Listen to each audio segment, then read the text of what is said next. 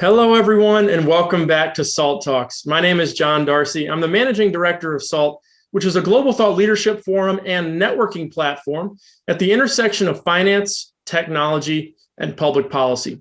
SALT Talks are a digital interview series that we launched in 2020 with leading investors, creators, and thinkers. And our goal on these SALT Talks, the same as our goal at our SALT conferences, which our guest we had the pleasure of hosting at our SALT Abu Dhabi conference in 2019. But our goal is to provide a window into the mind of subject matter experts, as well as provide a platform for what we think are big ideas that are shaping the future. And we're very excited today to welcome you to the latest episode of our digital asset series with someone who was a pioneer in the space before, quote, it was cool.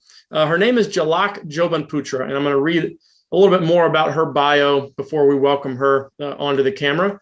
Jalak is the founding partner of Future Perfect Ventures, which is an early stage venture capital fund focused on decentralized technology with a focus on blockchain tech and crypto assets. FPV was the first venture fund worldwide formed with a thesis on decentralization. And the portfolio includes companies like Abra, Blockstream, Bitpesa, The Graph, Everledger, and Blockchain. In 2017, Jalak was cited as a top 5 investor powering the blockchain boom. And Crunchbase noted that FPV was one of the top VC funds in blockchain, as I mentioned before, quote, before it was cool. In May of 2018, Jalak was awarded Microsoft's VC Trailblazer Award for her early and bold investments into the sector. She has also been awarded among institutional investors' most powerful fintech Dealmakers for the past 3 years, with prior exits including Ariba, which was sold to SAP, Yodlee, which IPO'd, TX Via, which was sold to Google, Viore, which was sold to IBM, and Schoolnet, which was sold to Pearson. Previously, Jalak was the director of emerging market mobile investments at the Omidyar Network, which was a fund launched by Pierre Omidyar, the co-founder of eBay. And previous to that, she served in a number of different roles related to software and fintech. She graduated magna cum laude from the University of Pennsylvania with a bachelor's in economics with a concentration in finance from the Wharton School of Business and a BA in communications from the Annenberg School at UPenn. She also received her MBA from the Kellogg School of Business at Northwestern University outside of Chicago. Jalak, welcome to SALT Talks 18, where we're able to get to know you. You've obviously been very early to the digital asset space, so congratulations on that.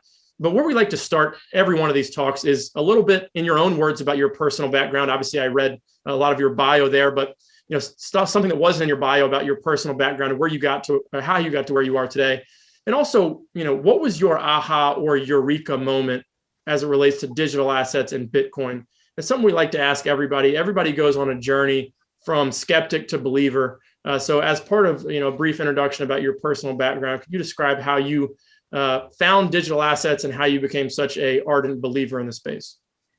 Yes, well, it's great to be here. Thanks for having me. My personal background is very much related to why I got into Bitcoin and crypto back in 2013. I was born in Nairobi. I came to the US when I was young and grew up going back to Africa and India of Indian origin. And this was in the 1980s when these countries were not as developed as they are now. There was really no connectivity. You had to wait for a phone line outside to be able to call outside of the village or even the city. And so that was really very much on my mind as I started my career. And I started off on Wall Street doing tech, telecom, and media investment banking in the mid-90s. Was very fascinated by this new thing called the internet in 1995 when I saw the Netscape IPO happen.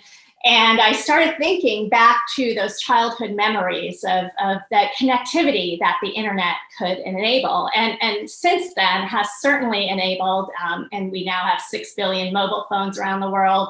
A lot of these countries all around Africa, India, Asia, Southeast Asia, Latin America, have leapfrogged. They never went to the telephone lines, they went straight to mobile. And then Kenya, where I was born, was kind of ground zero for mobile money and M-Pesa. So when I decided to start my venture fund in 2013, as part of my exploration, I was thinking about what was next. Yes, we saw the internet, we saw mobile, cloud computing, all these kind of infrastructure investments and connectivity. And I felt like we were primed for a next wave of technology evolution and revolution that was going to take advantage of that connectivity, but create new business models. And I was thinking of artificial intelligence, Internet of Things, these sensors that are now, cost sense, and microprocessors that now enable our smartphones to have more processing power than NASA had when we put a man on the moon. And I was at Intel Capital in the late 90s out in Silicon Valley, so very familiar with Moore's Law and semiconductor industry and how we were going to be able to do a lot of things that were not previously possible when we didn't have these fast processors. So Bitcoin was kind of on my list of exploration. And when I went to my first Bitcoin conference, I just got goosebumps the way I did when I first logged into the internet in 1994. I really became fascinated by this idea of being able to use this network of computers, this connectivity that I just described, to enable transactions instantaneously across borders and with no intermediaries.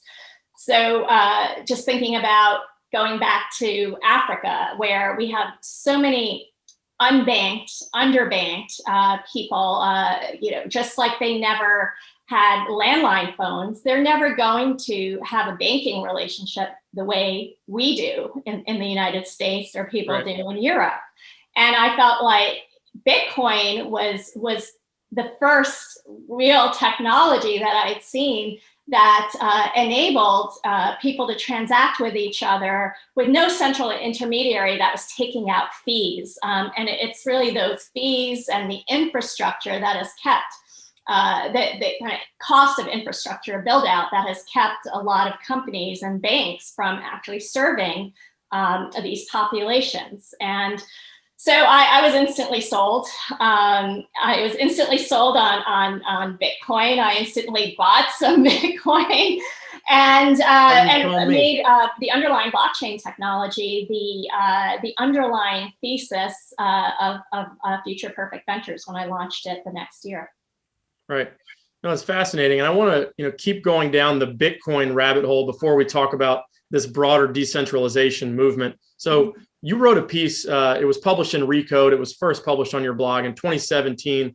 It's pinned to the top of your Twitter profile. Bitcoin at that time was at $10,000 per coin. And you talked about how it was going to revolutionize money. You talked a little bit about the outline of that thesis, but could you go through that thesis again about why you think it's revolutionizing money? And did you expect the story in terms of price appreciation of Bitcoin to play out this quickly, or how is the last 3 years played out relative to your expectations? Yeah, so it has happened very quickly, and I think the excitement and the fact that this is open source code where anybody anywhere in the world can build upon this underlying technology is what's helped make it move so quickly, and in terms of the underlying technology. And then certainly from a financial perspective and a store of value narrative, we've seen so many macro events that have led to some of the recent price appreciation we've seen, where it's now over $50,000. So in some ways, it has happened very quickly. In other ways, a lot of people who haven't been in the sector for a while don't realize that, back in 2014 to 2016, it didn't really do much. And then we had the big run up in 2017 and a big crash right after that. And the sector was pretty much forgotten by, I'd say, folks, who were looking at it from a macro standpoint, or some of the retail investors. But slowly, the building continued to happen by the entrepreneurs and the technologists, the people who were sold on this idea of this borderless a system of transactions. Now, this goes back to that thesis of revolutionizing money. If you look at money, it's a transaction mechanism, and the history of money goes through barter and objects and gold and this kind of fiat as we know it hasn't really existed that long. And if you take a step back and think about money that way, and you think about the fact that we're still transacting with these kind of paper pieces of paper that cost more to produce, or these coins that cost more to produce than their actual face value, and they're getting devalued by monetary policy and government controls and politics. The idea that computers and a network of computers can provide the next generation of money to us, or that ability to transact is really kind of a no-brainer in my mind. Right. And that's why I think it's appealed to internet natives, right? The generation that doesn't understand why we can't go to a bank 24/7, why we can't transact over the weekends through our banks. I mean, it's silly how we have so much that's on demand, but our monetary system is not. And they certainly lived through 2008 and saw, how much the banks actually kind of control the money that we work really hard for. And those in emerging markets and where I'm from, it's also, I'd say, been a no-brainer for longer than a lot of folks in the United States have come along with this concept, because they are used to governments that will put controls on how much money they can move out of the country. We saw that with China. That's why China was an early adopter of the technology. India, demonetization a few years ago, where the government basically said certain banknotes were deemed illegal tender, and the price of Bitcoin at that time went much higher in India than it was in the rest of the world. And we're seeing that happen in Nigeria today, when the government of Nigeria recently reiterated that they did not support cryptocurrency. So right. What we've seen around the world is and going back to the connectivity I mentioned, now that the world is connected, people can see what's happening in the rest of the world. The genie can't go back in the bottle. And that's why we're seeing exponential growth in the sector. So we're seeing it now from the institutional level, which is fairly new. So I'd say the developed world institutions have really kind of caught on to this concept only in the last 6 to 12 months. But we've slowly seen this grassroots support of Bitcoin for many years, and that's been building over time. Right.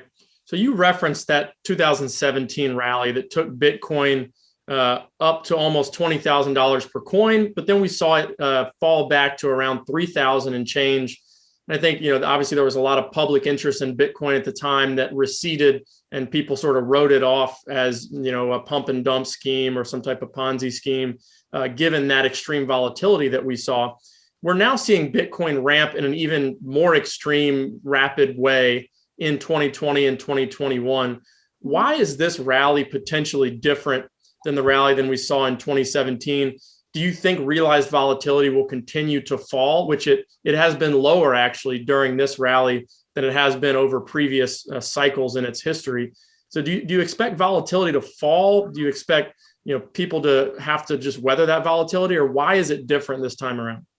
Yeah, I think it's night and day. The 2017 rally and what we've seen in 2020 and 2021. And I view it very similar to what we saw in 1999 with the internet. And I was out in the Valley, as I said, investing for Intel Capital. And I was in the belly of the beast when we were seeing companies going public on very little, this frenzy around any company that had a .com next to it. And we saw that in 2017 with the initial coin offerings. Ethereum went public that year. They issued their token, and there was a huge run up. And so everybody was looking for the next Ethereum, and so companies were just teams, existent or not, were putting up websites and collecting money from investors that were hoping to get into the next Ethereum or Bitcoin, and so. That was very similar to companies just adding .com. There were a number of companies that just added blockchain to their name, and they had the same experience. History does rhyme, and we saw that in 2017. And then there's the inevitable crash, because most of these companies really had no there. There wasn't really anything behind what they're doing, and any company like Ethereum, it takes time to build technology that's going to scale, that's going to be adopted, and so with Bitcoin, we've seen increasing scalability, number of transactions. As more people come onto the network, it becomes more stable, more decentralized, and so we've seen that progression, but there were still a lot of questions back then on not only the underlying technology, but then all this confusion around these kind of new companies that didn't really have any technology. So then the inevitable crash happened. Some speculators made a lot of money and they disappeared, and then the real builders stayed. What I've seen as an early stage investor, a lot of entrepreneurs that I invested in 10, 20 years ago started becoming really fascinated by the concept of decentralization and what it could mean.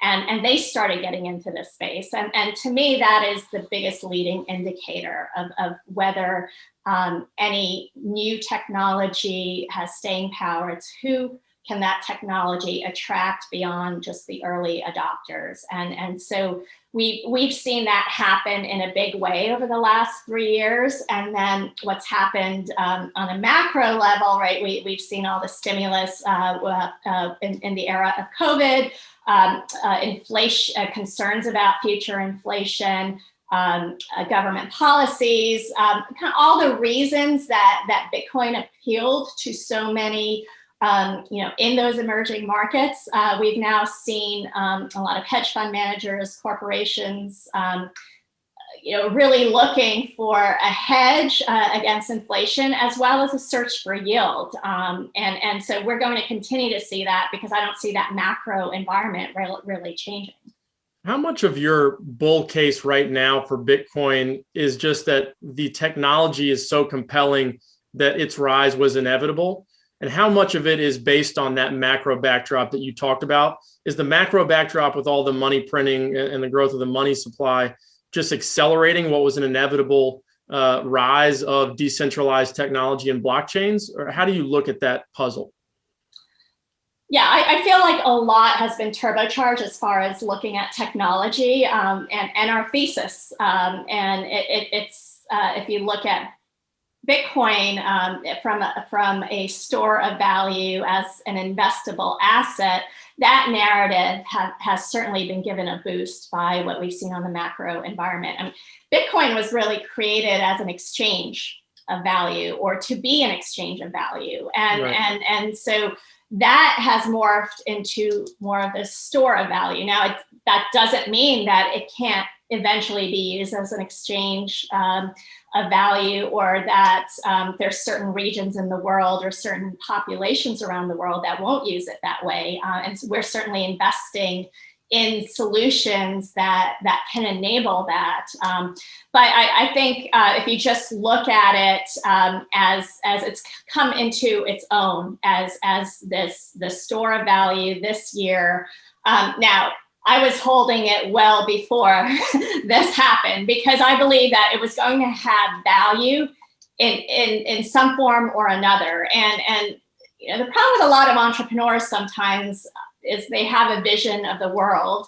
And I mean, that's not necessarily a problem. That's what helps them create the technology.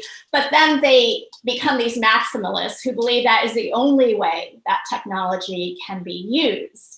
And my belief as an investor is that you have to put the technology out there, and then you have to take feedback and kind of see how people use it. I first encountered that when I spent time in Africa amongst women. I spent a summer before I joined Intel after business school, training women entrepreneurs in rural areas all over Tanzania. I lived in Dar es Salaam.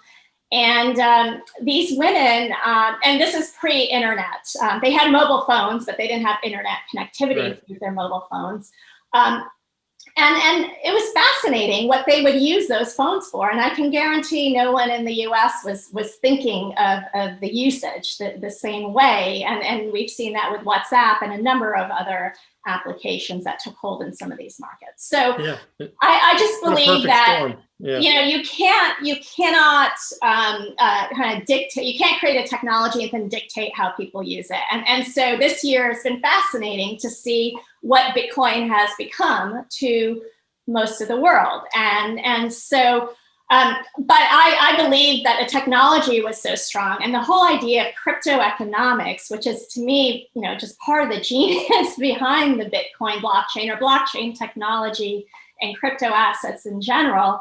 And that's what really allows verification of transactions without intermediaries, is the fact that the system is incentivized to stay honest and to keep creating value. And it's in some ways so simple, but it's technically very complex. But I felt like this was going to be used in some form or another. And so I've been a holder, you know, since 2013, and believe it's going to hodler. Yes, I didn't want to go too get into the jargon. But you talked about how the genie is sort of out of the bottle. You still see some countries make noise about potentially banning Bitcoin. You know, like you mentioned, people that grew up in countries that had hyperinflation, whether it be Argentina or countries in Africa that experience these bouts of hyperinflation, the story resonates with them in a very real way. But how likely do you think it is that someone like India, who is talking about it now, the potential for banning Bitcoin, how likely do you think it is that they do ban Bitcoin? Is Bitcoin bannable? So let's say the United States and India and China and Germany decide that, you know what, we're printing all this money, we're creating this hyperinflationary environment. We can't allow something like Bitcoin to be out there. We're going to ban Bitcoin from existing. We're going to prevent at least people in our country from owning Bitcoin, make it illegal. Is Bitcoin bannable? What would that look like if countries went out there and tried to ban it? Or is it past the point of no return now where it's going to find a place to live? Well, we've seen this happen over the years. China did this in 2017, I believe. I don't remember the exact year. Yeah. People continued to access these networks through VPNs. If you actually were in China, you realized that there was a lot of mining happening. And so the reality on the ground was very different than the narrative. India effectively did that. So we are an investor in a company called Unocoin, which was the first crypto exchange in India.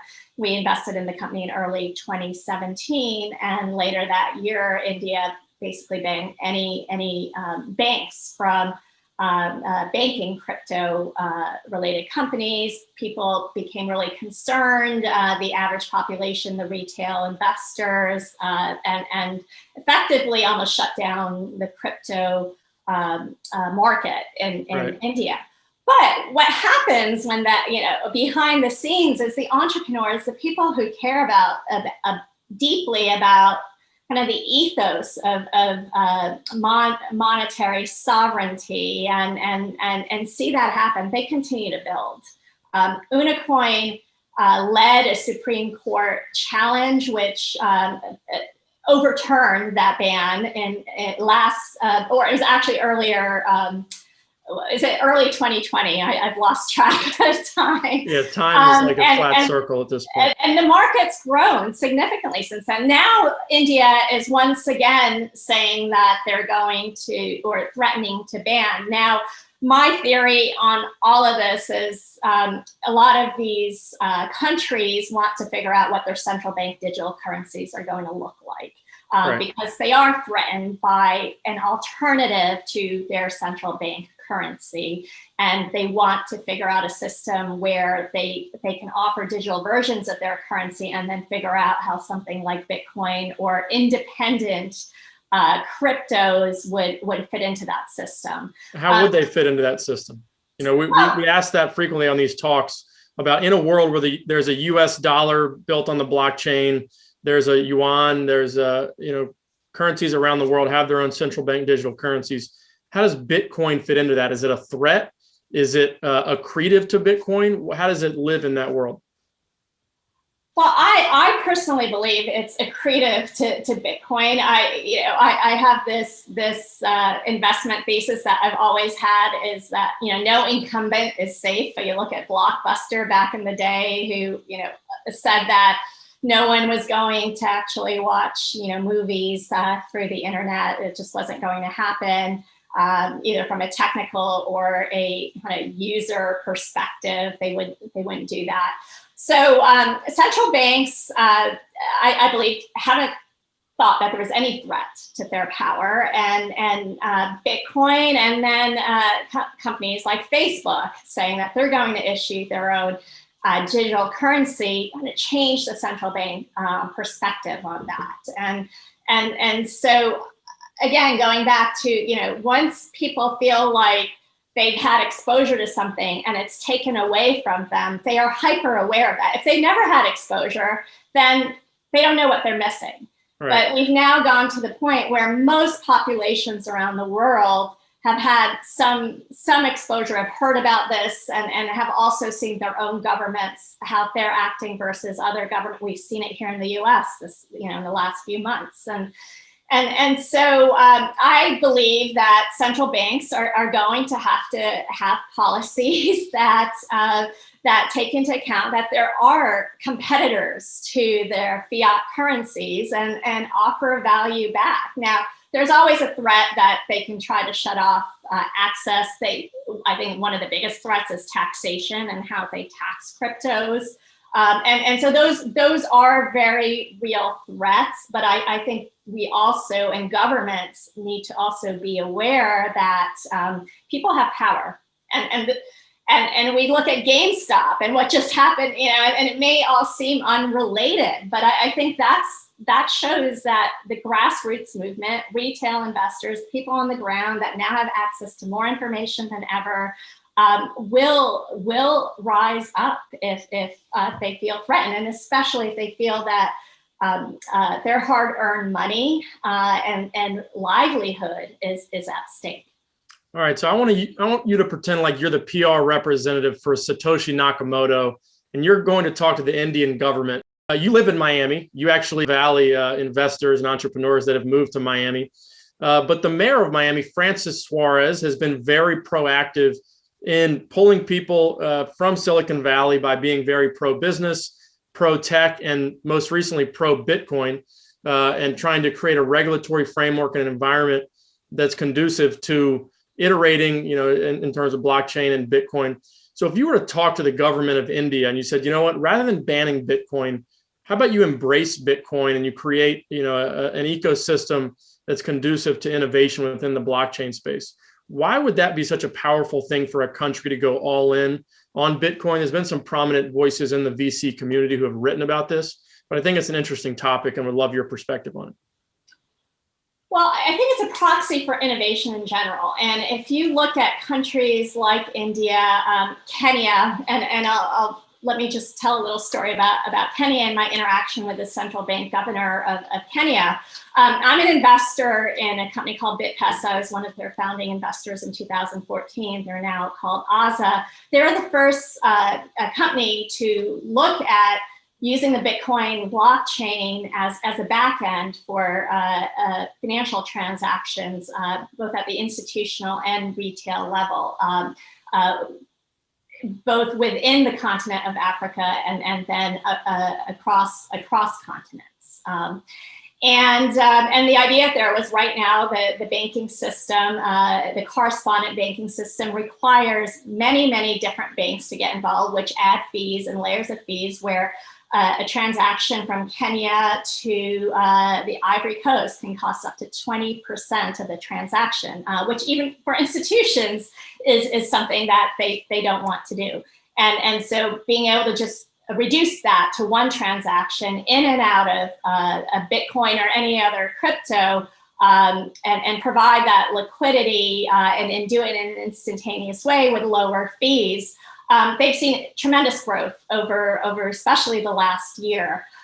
So if you take, so I once asked the central bank governor there, why are you so threatened by Bitpesa? Because they tried to shut it down initially. Now they're working with the company, as are many other countries within Africa.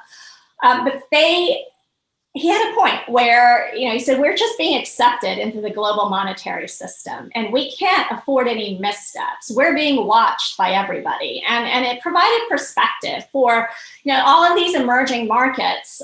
They need to make sure that their monetary policy is sound. But I think this is an opportunity for especially India to take a lead. And also along those lines, not only take a lead, but leapfrog. And I've been, You've been banging that drum? I'm sorry? You've been banging that drum? Yes. So I've been a big India bull for, I started investing in India in 1999 was when I was at Intel, one of my companies there IPO'd. India's certainly been through many challenges. It can be very bureaucratic. Some of the policies just don't make sense. But I think, given what we're seeing right now with China and COVID and some of the supply chain disruptions we saw by reliance on just one country and one region, India's really had an opportunity and stepped up to that opportunity on the supply chain side, and a lot more businesses, including like Apple, is now doing more manufacturing there. And I think we can move that to then looking at money and then looking at fintech and taking a leadership role. And India has an opportunity to do that.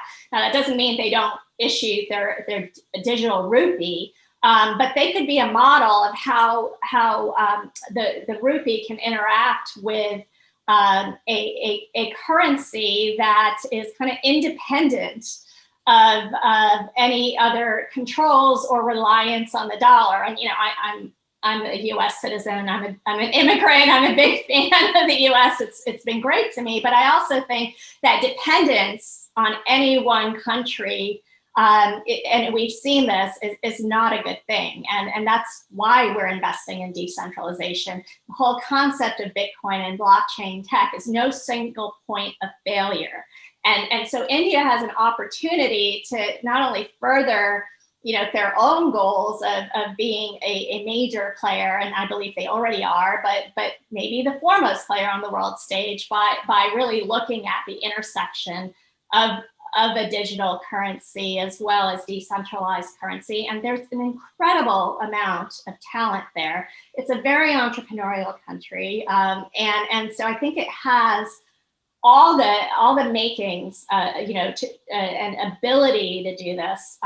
Another point is that they were the first country to have a digital identity system. When I was at Omidyar, I worked on this project with the Indian government. And Right. A lot of people thought there's no way that you're going to be able to get people in rural areas, farmers, people who weren't literate, to actually, buy into this system of this digital identity. But once the government, or once these people saw that they were able to get their government, subsidies, payments through this digital system, they all signed up, and it actually ended up being very efficient. Almost the whole country is now on this digital identity system. And so that's another infrastructure layer that can underpin a blended monetary system. Let's talk more about that. It was actually my next question, because I think it's a fascinating topic, especially in the midst of a global pandemic, especially in the midst of a vaccine rollout where we're trying to track who's vaccinated, who's not vaccinated, who is at risk, who's eligible for the vaccine. And a digital identity network would obviously solve a lot of those issues and make it much more organized. Where are we in the United States around that idea of digital identity? We had an Israeli entrepreneur and doctor on Salt Talks recently talking about how they have a digital identity system in Israel, and it's been very helpful for vaccine rollout, and they've rolled out the vaccine very effectively. But let's say, let's think very futuristically here. If the United States did roll out a digital identity system, every child that's born gets cataloged in this system. They're tracking different elements of your life, your finances. What could the world look like if we had a truly robust digital identity system? I think there's tremendous potential, obviously, if that were to happen. The challenge is the privacy implications around that. And the United States is a place where you can't kind of track people the same way you can in a place like Singapore or right. Israel. If you look at COVID response, Taiwan, and if you basically, your phone could be tracked, and if you didn't answer your phone, or if they thought you left your home, you would have the police come to your place. And so I think there, certainly privacy implications around identity systems, and in some ways that's, we're beyond that point, but in other ways, if you start pushing it too much, right. People people think they're not being tracked in the United States when they probably are, and they just don't realize it yet. But they are. But they are, but they aren't in the same overt way. Otherwise, our response in COVID would have been very, very different. Now, where I think blockchain technology and technology in general is really could play a role here is the concept of things like homomorphic encryption, of zero knowledge proofs. And to kind of put it in layman's terms, these are technologies that allow you to create identifiers without revealing the underlying information. So right, it's encrypted in some way. Yeah. And I think, and we're investors in a number of early stage companies working on these technologies. And that's where, you can still preserve some of the privacy, or you can decide you want to give up some of that privacy, maybe in return for certain services. Right. That if, I was able to get the vaccine sooner, I may be willing to do, give up my date of birth and my address, which otherwise, I wouldn't have to give up. So I think there are ways, and I've been really fascinated by this topic of data and data availability and data privacy, and the technology is now allowing for more granularity here in how we divide up data.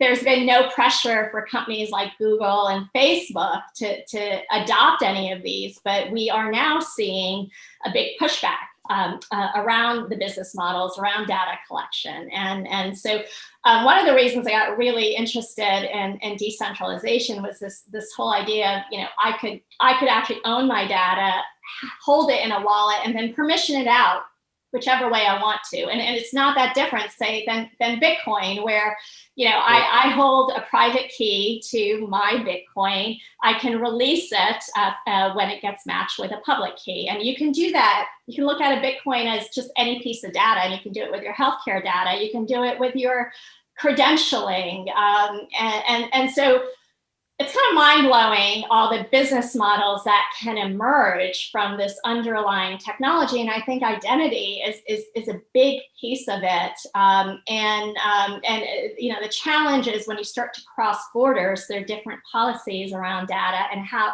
how do you reconcile that? And I do believe technology will allow us to do that soon.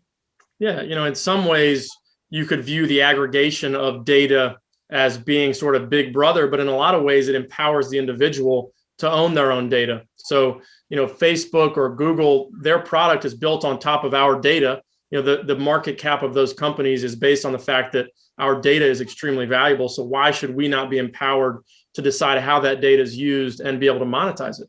It's a fascinating topic. And maybe the company you're invested in, I have a friend who started a similar company. I don't know if it's the same one or not. We can sync up offline about that. But I want to talk about non-fungible tokens for a second. So my brother is a big sports card collector, which has been good for him because we're in the middle of a boom in terms of the prices of sports cards and trading cards and other scarce assets. But non-fungible tokens, one application for them has been NBA Top Shots, for example. So basically you can collect digital highlights from NBA games. Could you talk about, for people who are less familiar with what's happening in the space, what they are and why they're interesting from a blockchain decentralization perspective? Yeah, and this is one of the areas we've been most interested in also. I'm very into art. I actually did collect baseball cards, believe it or not, when I was younger. I was a big baseball fan. But it seems like basketball is really where a lot of the value creation has been. So this concept of assigning value to an asset that then, it could be a physical asset or it could be a digital asset, but then could be tracked, and the provenance of that particular asset can be tracked. And so you can start looking at, say you take a baseball card, and it's verified that I own this baseball card, and the how many editions of it are out there are part of the data set, what condition it is in, how many times it's changed hands, all of that is part of the data set. And then that can be valued in a marketplace, a digital marketplace, and traded. Now, the whole thing can be traded, or we can just trade an interest in that particular asset. And so I could say, I want to sell off 10% of it. And then people who are interested in, or if they think it's going to appreciate, just like anything, they would invest their capital in it, or another crypto in it. And then it could, if I decide to sell the entire amount or the entire asset, it gets distributed accordingly. So enables a lot of micro marketplaces to take hold. Also an investor in a company called Everledger. They put diamond provenance information on the blockchain starting in 2015. They've started working with brands and retailers who want to issue digital versions of clothes that people then can collect. They can potentially use it on gaming sites, or they can just collect it, with the idea that it's going to be worth something down the road. There also may be a physical asset that is linked to that digital asset. So there are so many potential opportunities around these digitized tokens that can be tied to real world physical assets, or if they can just reside in the digital world. And any creator who thinks that their work is worth something, so digital art, if they can create 10 versions of an art piece, issue it, and right now any artist has to go through galleries. There's a huge kind of supply chain, value chain that exists in the art world. This can go kind of directly, and this is, again, very similar to Bitcoin. It's a currency that can exchange hands directly between people without banks. And this is the idea around any assets, and it's happening a lot around sports memorabilia, whether it's physical or purely digital. It's happening a lot around the art world. And so it's kind of wide open. We're in very, very early days, but I do think the sports world has kind of been leaders in kind of taking advantage of or thinking about the opportunity. You can also potentially, tie an experience to a token. So if a sports athlete wants to issue a card of himself, he can also say, well, the first 10 people who purchase this, or if you purchase it above a certain price, you get access to an experience. That Right. experience could then become tradable. So again, like this idea of granularity around assets and programming assets, and then price discovery and value discovery.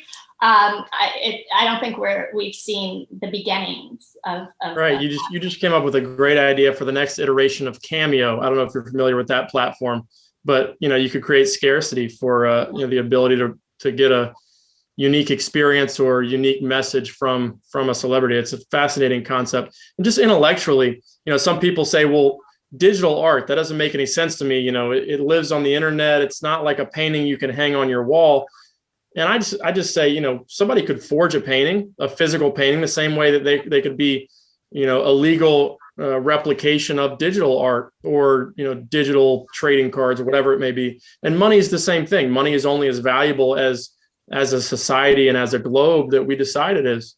And so I don't see any reason why digital art, digital money, or digital collectibles is really any different in a digital native world than physical items. And you could argue as well that it's significantly more valuable. Some people say gold and Bitcoin are going to reach parity in terms of being a store of value, but then other people say, well, why stop there? There's no reason why Bitcoin can't dramatically exceed gold's market cap. So Jalak, it's been fascinating talking to you. Hopefully we can have another appearance from you at one of our SALT conferences in the future in person once that becomes safe again. But I'm jealous of you being down in Miami. As I mentioned before we started, I was down in South Florida for a good part of the beginning of this year. But as I look outside my window at snow, I'm jealous. But congratulations on all your success and being so early to the space.